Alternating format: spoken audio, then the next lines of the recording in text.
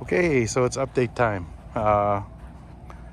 If you guys watched my last video, you know that I just got the front tires replaced on this car. Had the Conti Sport Contact 6s replaced with the Michelin Pilot Sport All Season 4s. There's a couple other things that I wanted to show you guys, but this is about the tires for today. Well, no, it's about the tires for now. So these are the Michelin Pilot Sport All Season 4s. They have a lot of siping. And then in the siping, they have like smaller siping. I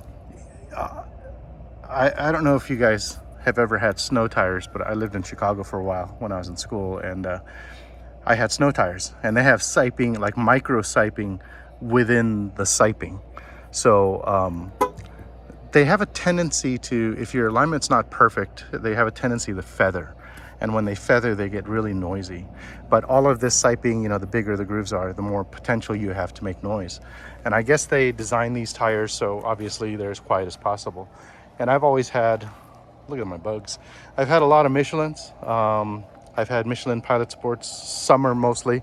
I've only had one experience with Michelin Pilot Sport All Seasons, and that is my silver Mercedes convertible. I have Michelin Pilot Sport All Seasons, but not the 4s. It's a different version of this. And those have been really comfortable and quiet. I really like those. But these, I'm going to tell you guys up front, I don't like them at all. Not at all. They're not Tesla spec, which means there is no foam core. There's a really thick foam core, probably about that thick. Almost the entire width of the tread that's bonded to the inside of the tread goes all the way around, and that absorbs all of the road noise and quiets the tire significantly. This tire has a lot of thumping, and the thumping, like I said in my previous video, it sounds like, you know, those old elementary school 4-square balls that are rubber, those little reddish rust colored balls that are rubber, and you tap it, it makes that pong, pong, that hollow, resonating, reverberating sound. That's what these tires have, and it's nonstop. Anytime you hit anything that's more than just a little crack in the road, you get that thumping action going. It does have a little bit of natural noise to it, probably because of the increased siping and tread detail that's on this tire being all season, as opposed to the summer sport tire. The Conti Sport Contact 6s, I've never been a fan of Continentals. I've had them on Porsches. I had them on my S63.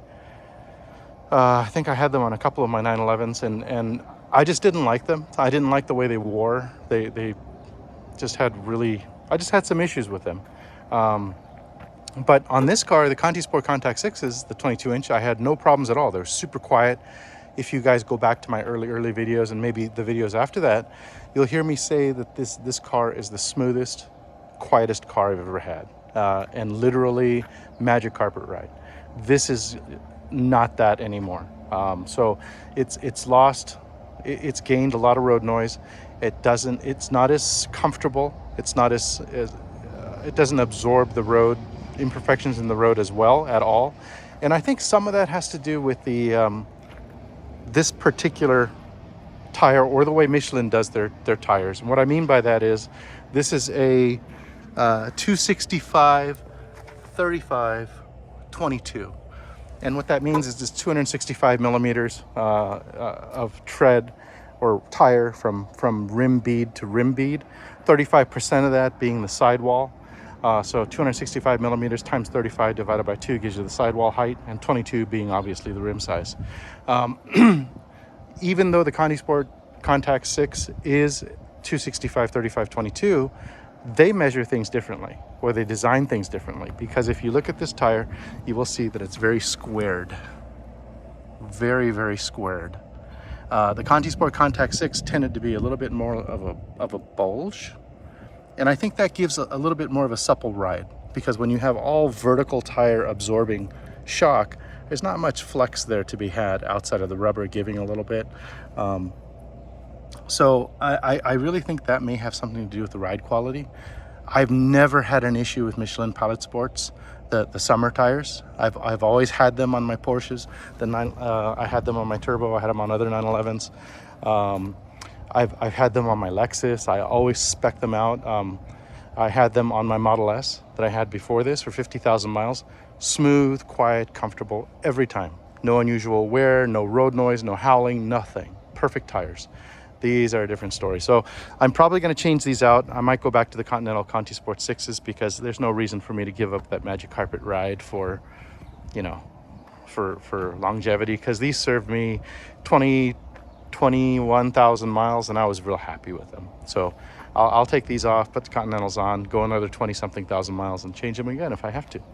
I'm sure I can probably sell these on Craigslist or something for, you know, a couple $100 for the set or something, since they are new. So there's that. One other issue I had with this car was that the yoke. I got my, if you guys notice, that's the all-weather mat from my Model S. It doesn't fit perfect, but it fits. Let me see. So, I don't know if you guys notice or not, this is the new yoke. I got my yoke replaced. Camera button up here, center horn. Let me turn down my air here.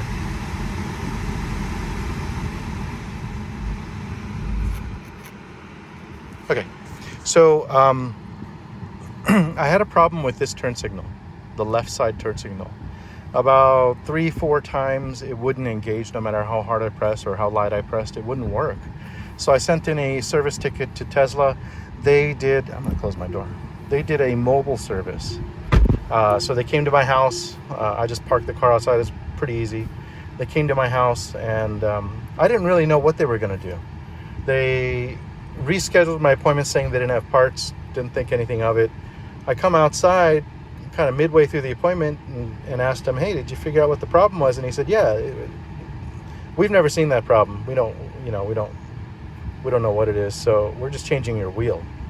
And I said, my yoke. I said, changing my yoke? And then, I looked online and it looks like this is the new yoke. It's got the stitching here. It's got obviously the center horn. They got rid of the horn button has now been reassigned to a camera button. So it flips between camera view. And it was pretty cool. When he first put the steering wheel in, I caught him when he had just installed it and he didn't do the firmware update. So when he pressed this button, the horn went on. And he said, yeah, we just have to remap the button using an update. I go, oh, awesome.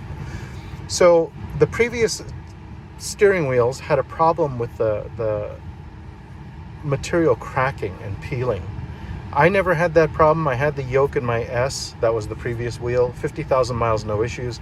This one I had for 22,000 miles, no issues. So I don't know what people are doing to their wheels, or whether they're grubby or using hand sanitizer and getting it all over the wheel, making it crack. I don't know. But my brother rented a Tesla in Hawaii, and his Model X Plaid that he had rented had huge patches of material missing on both sides. Like it was just like you could just, like someone peeled it. But anyways, this stitching is different. I think maybe, I don't know, maybe this is now leather. Maybe it's leather and that's why it's not supposed to peel. I don't know. But there it is. They changed it.